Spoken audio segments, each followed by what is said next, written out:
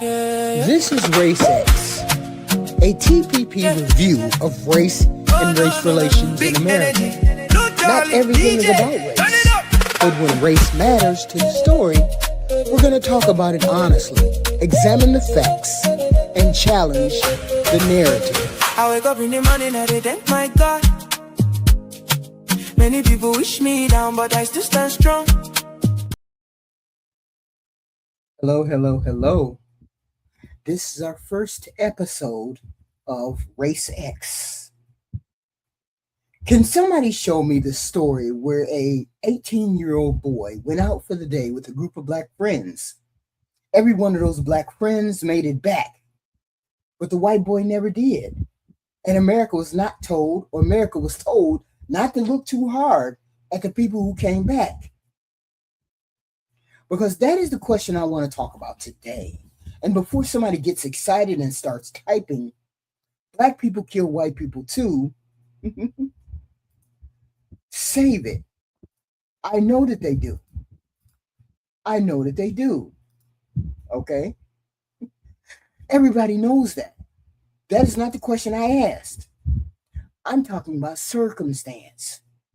I want somebody to show me the comparable story.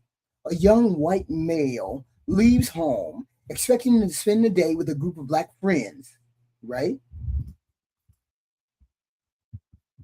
Something happens during that trip. Everybody else comes back. He does not. His family is left trying to figure out what happened. And instead of people who were with him facing enormous public scrutiny, everybody starts explaining why we shouldn't look too closely at these young black boys. Show me the story. Because I went looking for that kind of story, and I haven't found a well-documented case that clearly matches those circumstances at all. Now, that does not mean it has never happened. There are millions of criminal cases in this country every day, and I'm not foolish enough to claim that because I couldn't find something, it never existed. But here's what interests me. I shouldn't have to find a perfectly reversed case to ask whether our reaction would be different if the races were reversed. That is what RACEX is about. When Nolan Wells disappeared after going to Horn Island with a group of young people, including white friends, the question wasn't automatically who murdered Nolan. We don't know that Nolan was murdered. I have said that repeatedly, and I'm going to keep saying it because facts matter even when speculation gets clicks. The question is much simpler. What happened to Nolan Wells? And why does asking hard questions about the people who were with him make some people so uncomfortable? If Nolan had been white and everybody who came back from the trip had been black, you honestly believe America would have handled the public conversation exactly the same way? I don't. And I'm a 6-year-old woman. I've been watching how race works in this country for a very long time. That doesn't make me an expert on every criminal investigation in America, but it does mean I know enough history and have seen enough history to recognize when something deserves a closer look. Imagine the headlines. White teen goes to island with black friends and never comes home. You think social media would be telling everybody don't speculate? Y'all need to stop it. Every photograph of those black boys would be online before breakfast. Somebody would have found their middle school Facebook posts by lunch. Their parents would be identified. Girlfriend would be interviewed. The old teachers would be contacted. Somebody's cousin would be on TikTok explaining the way to 7th grade education. And cable television, Lord help y'all. We would have panels asking what these black boys knew, who knew it, when they knew it, who saw the white boy last, what his clothes was like, what his belongings were, what everybody was wearing, what everybody said after, and whether every single statement matched. And you know what? Some of those questions would be legitimate. That's the part people keep missing. I'm not arguing that black people should receive special treatment.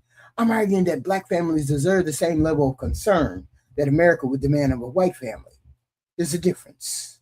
I don't want black suspects railroaded. I don't want white suspects railroaded. I don't want anybody convicted because Twitter decided they look suspicious. I want consistency.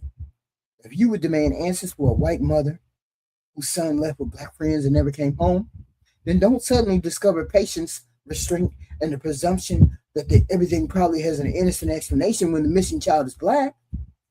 That's where I have a problem. And whenever we start talking about racial differences and how cases are perceived, somebody inevitably says black people commit crimes against white people too. Okay, and so what exactly does that prove?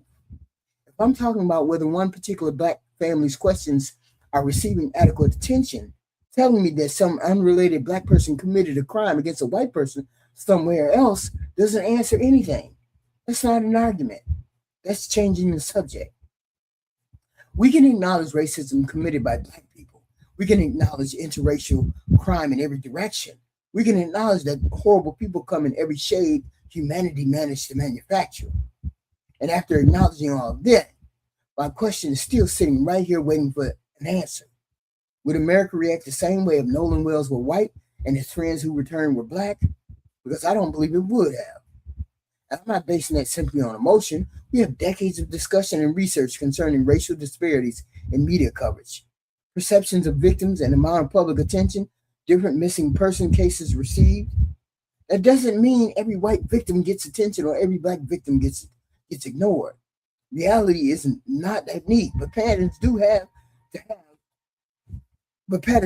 have wait a minute. But patterns don't happen every single time to exist. They don't have to have. Jesus, I'm tongue tied.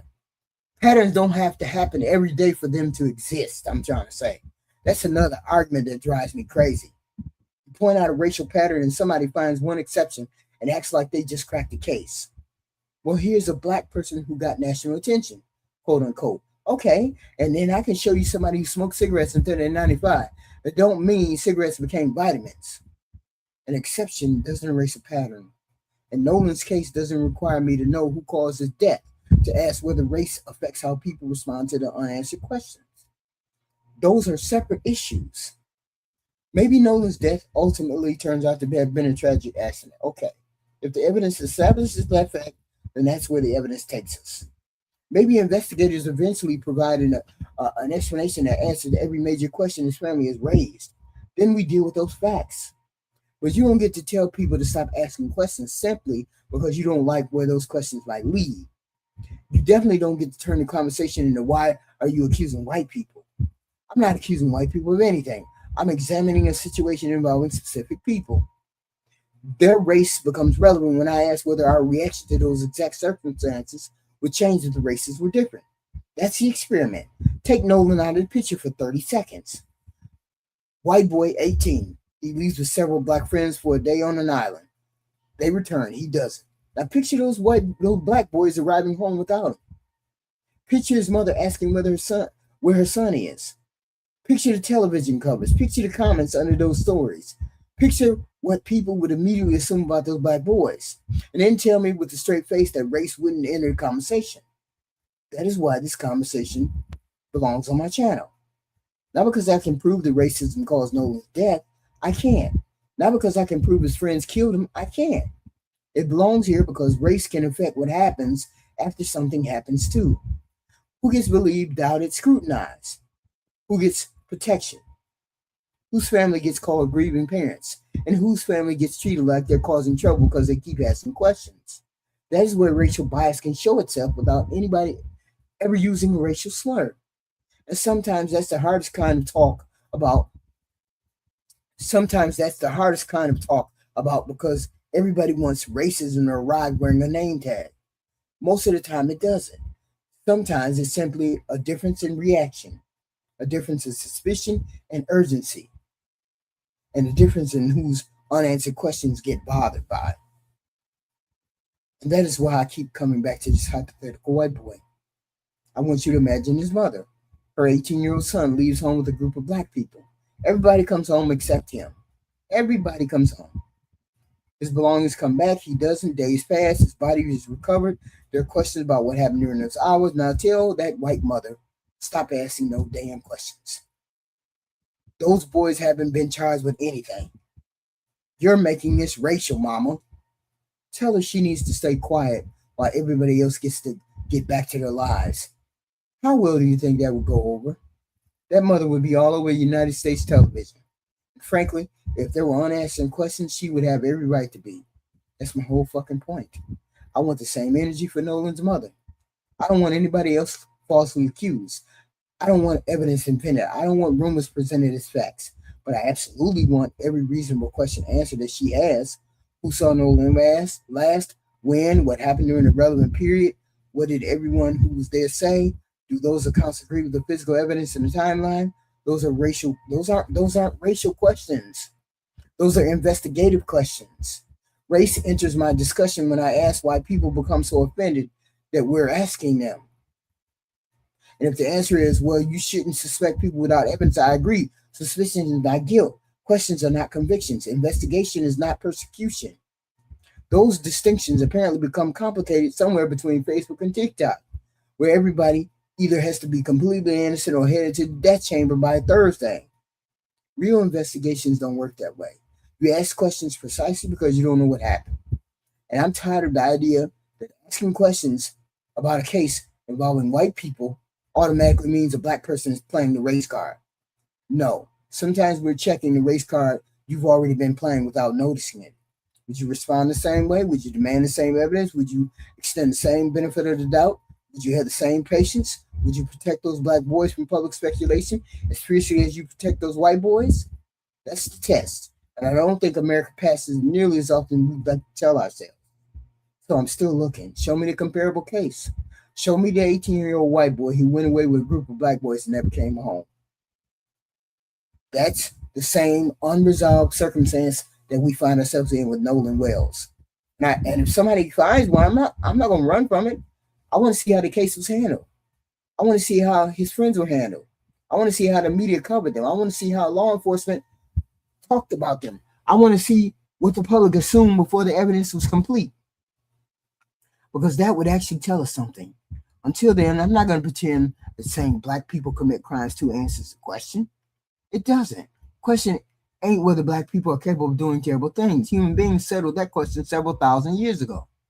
The question is whether we judge the same circumstances the same way when the races change. And it's simply reversing the races makes if simply reversing the races makes the story feel more suspicious to you, more frightening to you, or more deserving of investigation, then maybe the thing we need to examine ain't Nolan Wells. Maybe we need to examine why changing the color of the people in the story changes the story inside your head. Okay? And that's the truth for a lot of y'all. This is my first episode of RACEX. Appreciate you coming. Yeah.